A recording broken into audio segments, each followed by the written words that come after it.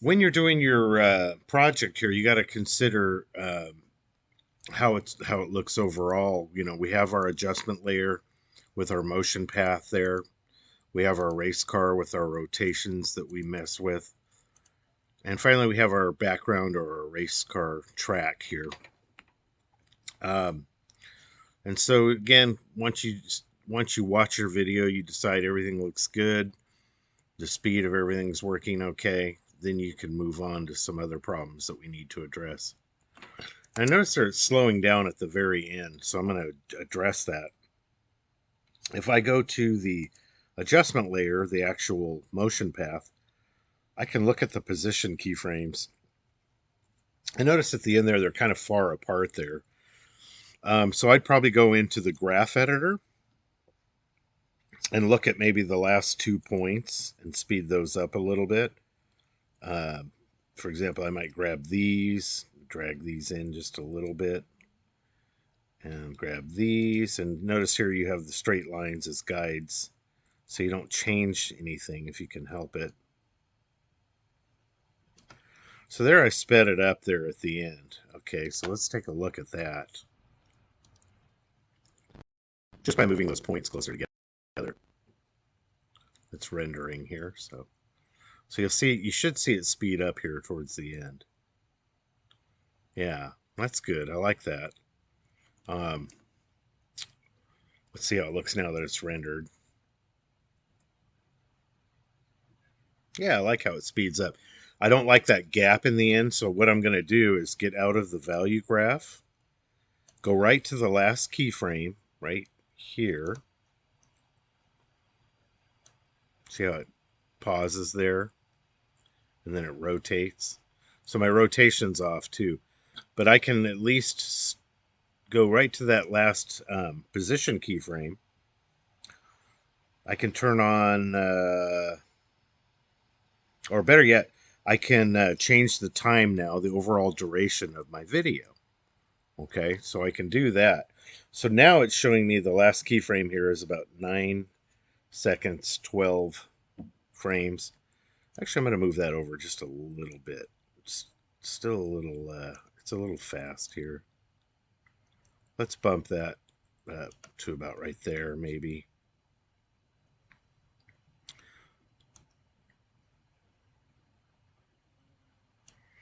So now we can make the length of this thing about, what is it, 9:14. So let's go up to composition, go to composition settings, and we're going to change it from 10 seconds to 9 seconds, 14 frames. Okay, and now the length of the video will be consistent with the path. So let's take a look at that. Again, it's rendering out a different time frame.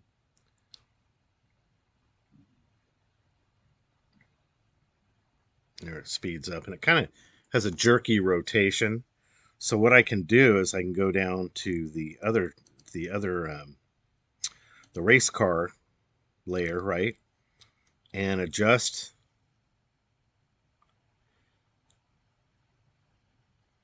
that rotation. Again, we want to add this very first one. Let's see if I did that right.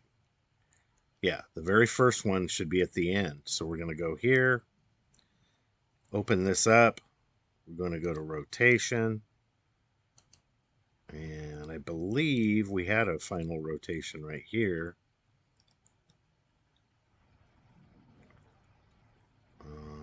Yeah, so let's add another one here. So we're going to grab the first frame of rotation there. And we're going to put that, we're going to copy it, Control C, right?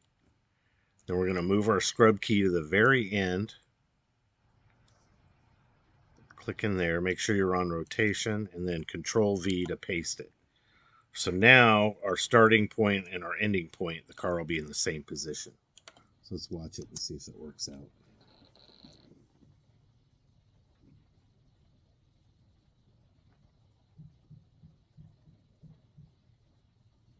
Okay, and I like how it speeds up in the end too. So that's good. So The motion looks good, the rotation looks good. When you're happy with that, then you have to address another problem in this, and that is, how do we make the racetrack look like it's two-tiered, right? We have a lower road, and then as it's coming around the turn here toward the end, it goes up above on the higher road. So how do we make it look like it's going underneath the higher road right here? Well, the answer to that question is we create what's called a mask, okay? So what we're going to do is we're going to take the racetrack layer, the background, and we're going to duplicate that. Okay, and there's two ways you can do it. You can go up to Edit, choose Duplicate, or you could just choose Control D or click Control D. So there you see I've made a duplicate of the racetrack. Now what I want to do is I just want to bring this duplicate to the very top layer. So it's going to cover everything else beneath it, right?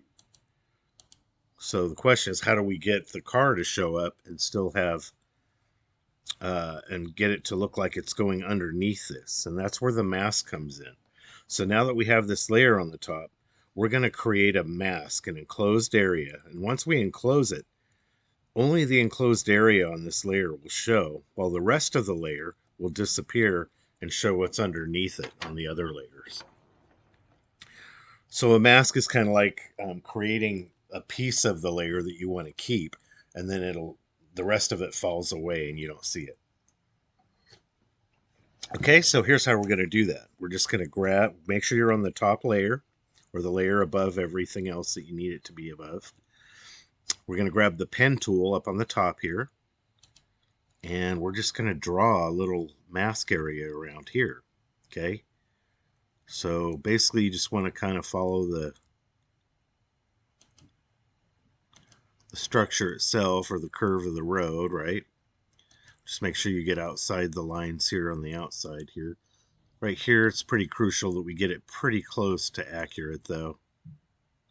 We can always make adjustments too after the fact. Okay, so there's my, once I click here, I'm going to close it. Now notice here, the car appears again. That's because, again, in this top layer, the mask is the only part of the layer that's showing. The rest of it has been masked away, so to speak. Okay. Now you can also go in here and adjust your mask by just grabbing the points and moving them, just like you would on any other layer, right? You can adjust these points. You might need to make a few minor adjustments if something's not showing right or not masking out right. And that's the idea, is to get it as accurate as you can to the area, so when you need it to show up, it's not going to show too much or too little. So now here you can see, now as the car goes around this way, it's going to look like it's going underneath, right?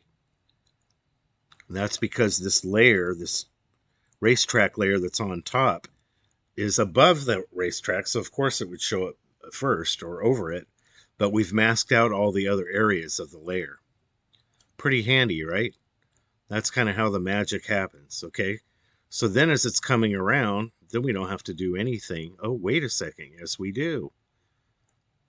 Now it looks like it's going underneath the top tier, right? So there's another problem. So how do we address that? Well, easy solution would be to play with your opacity tools, okay? So what we're going to do is we're going to go into this top layer. Make sure your transform tools are opened up here, and we're going to play with the opacity of this, okay? So what we're going to do is we're going to make this thing completely opaque. In other words, it's going to show up from here to about here maybe, okay? So let's create a keyframe there. It's 100% visible right now. So click the stopwatch, and we're going to make sure that this thing stays 100% visible at least until here, right? And so now we're going to make another keyframe here. The easiest way to do it, I found, is just to grab the percent slider here. Don't click the stopwatch again. Grab the percent slider and just drag it over to another number and then back to 100. And there you see it created another keyframe. And all I did was just slide this over to about 96% and slide it back to 100%. So from here to here now, it's going to stay solid, right? Now, before it gets all the way around here, it's got to be completely transparent, right? So we're going to have this thing, as soon as it gets to here, we're going to have this thing disappear to 0 by the time we get to about right here. So now I'll drag my opacity slider down to 0. And so from here to here, it'll be completely transparent.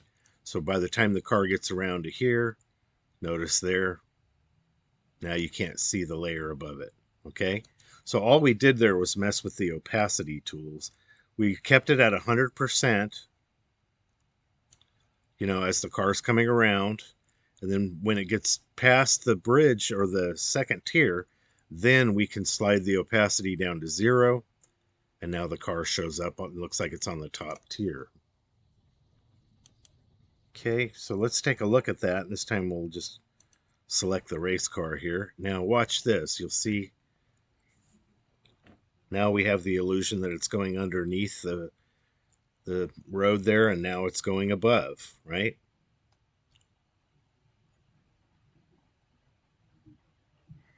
So that works out pretty nicely. And that's all due to the fact that we made a mask there.